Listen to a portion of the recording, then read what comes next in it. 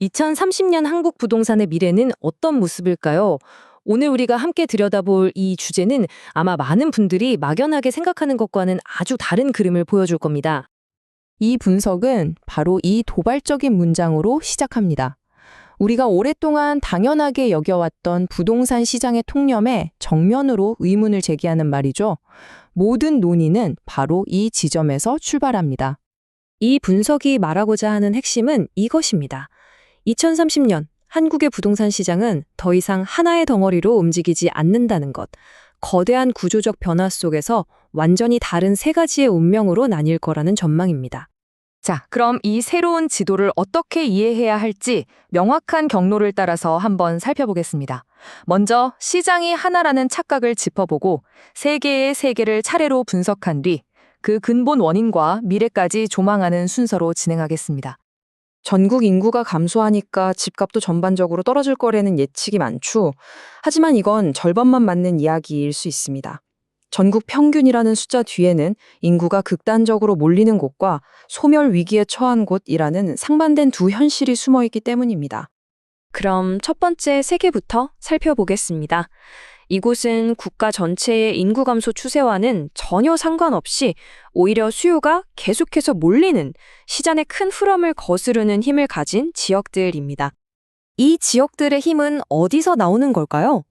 바로 일자리, 교육, 교통 같은 도시의 핵심 기능이 고도로 집약되어 있다는 점입니다.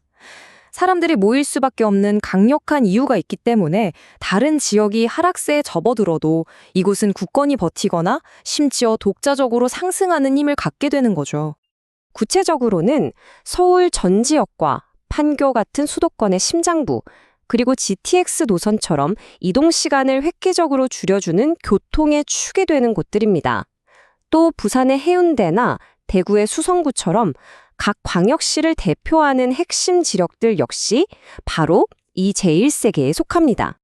이제 두 번째 세계로 넘어가 보겠습니다. 이곳은 상승과 하락 사이에서 아슬아슬한 균형을 유지하는 일종의 회색지대 같은 영역입니다. 수요와 공급, 그리고 인구가 팽팽하게 맞서고 있는 곳이죠. 이 지역들의 특징은 오를 때는 비교적 완만하게, 하지만 내릴 때는 빠르게 반응한다는 점입니다. 인구는 더 이상 늘지 않는 정체된 상태에서 공급은 꾸준히 이어지니 시장 상황에 따라 상승과 조정을 반복하는 순환적인 패턴을 그리게 됩니다. 김포나 남양주 같은 수도권 외곽 지역, 그리고 대구의 수성구를 제외한 대부분의 지역처럼 광역시 내에서도 핵심 입지가 아닌 곳들이 여기에 해당합니다. 성장은 멈췄지만 그렇다고 완전히 무너지지도 않는 그런 상태라고 볼 수 있겠습니다. 마지막 세 번째 세계는 가장 상황이 좋지 않은 곳입니다. 이곳의 하락은 일시적인 시장 조정이 아니라 회복이 거의 불가능한 구조적인 흐름이라는 점이 핵심입니다. 이 지역들은 인구가 떠나고 산업이 붕괴하고 사회 기반 시설이 축소되는 악순환이 동시에 발생합니다. 즉, 부동산 가격 하락은 여러 문제 중 하나일 뿐 지역 자체가 활력을 잃어가는 거대한 흐름의 일부인 셈이죠. 정부가 지정한 대부분의 인구 감소 지역, 다시 말해 지방의 군단위 도시들이 대표적입니다.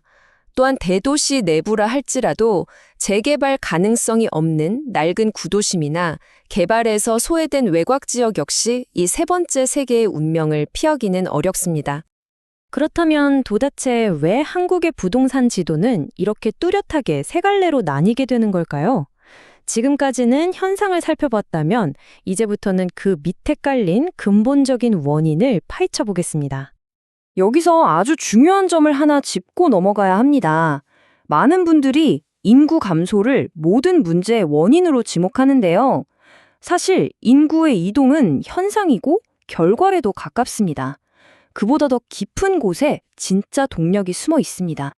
진짜 원인은 바로 경제력의 극단적인 집중입니다. 양질의 일자리, 명문대학, 문화시설, 교통망까지 우리 삶의 중요한 거의 모든 자원이 수도권이라는 한 점을 향해 쏠려 있습니다. 사람들이 그 거대한 흐름을 따라 움직이는 것은 지극히 자연스러운 현상인 것이죠. 반면 제3세계 지역은 이 흐름의 정반대편에 있습니다. 지역의 핵심 산업이 무너지면서 청년들이 떠나고 이는 곧 지역 경제의 위축으로 이어지죠. 결국 부동산 수요 기반 자체가 사라지면서 한번 시작된 하락을 되돌리기 어려운 악순환의 고리에 빠지게 되는 것입니다. 이러한 거대한 변화는 부동산의 가치를 평가하는 기준 자체를 바꾸고 있습니다. 과거에는 단순히 몇 평인가, 어느 동네인가가 중요했다면 2030년의 가치는 교통망을 통해 얼마나 시간을 아낄 수 있는가, 얼마나 쾌적한 신축인가, 또 핵심 생활권에 얼마나 가까운가와 같은 삶의 효율성에 의해 결정될 것입니다. 자, 그럼 지금까지의 분석을 종합해서 이 세 가지 운명이 우리에게 무엇을 시사하는지 최종적으로 정리해 보겠습니다. 정리하자면 이렇습니다.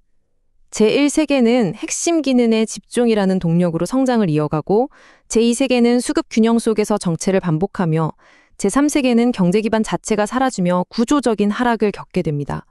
이 세 개의 세계는 각기 다른 동력으로 전혀 다른 방향으로 나아가는 셈입니다.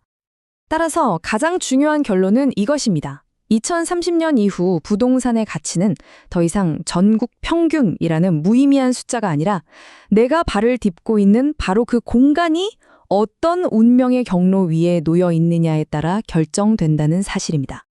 오늘 분석을 마치며 마지막 질문을 던져봅니다. 여러분이 현재 살고 있거나 관심을 두고 있는 공간은 이 세 가지 운명 중 어디에 해당할까요? 이제 모든 부동산에 대한 논의는 바로 이 새로운 지도 위에서 다시 시작되어야 할 것입니다.